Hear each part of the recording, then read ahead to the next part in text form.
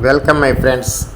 ఈరోజు ఇటుక వ్యాపారం, అదే ఇటుక బట్టి అంటారు దీనికోసం ఈరోజు మాట్లాడుకుందాం, చర్చించుకుందాం. ఎందుకంటే ఈ ఇటుక అనేది లోకల్కే కాకుండా నాన్ లోకల్ కూడా వెళ్తుంటుంది, ఎక్స్పోర్ట్ అవుతుంటుంది అన్నమాట. ఈ వేసవికాలంలో అయితే రేటు తక్కువగానే ఉంటుంది. ఏం చేతనంటే ఈ యొక్క వర్షాలు కురవ కాబట్టి ఇటుక మంచి తక్కువ రేటే ఉంటుంది. ఏం చేతనంటే 5,000 నుంచి 6,000 వరకు కూడా 1000కి ఇటుక పలుకుతూ ఉంటుంది. రేపు వర్షాకాలం వచ్చిందంటే ఇంచుమించు 7,000 నుంచి 8,000 వరకు కూడా ఇటుక కొంటూ ఉంటారు. కనుక ఈ ఇటుక వ్యాపారం అనేది బాగుంటుంది, బిజినెస్ బాగుంటుంది.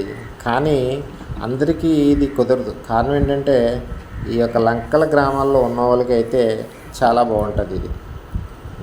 అంతేకాకుండా ఈ యొక్క కార్మికులు అయితే మన స్టేట్ వాళ్ళు కాదు, ఇతర స్టేట్ నుంచి కూడా వచ్చి వీళ్ళకి అడ్వాన్స్ కూడా ₹1,00,000 దాటి అడ్వాన్స్ తీసుకుంటుంటారు.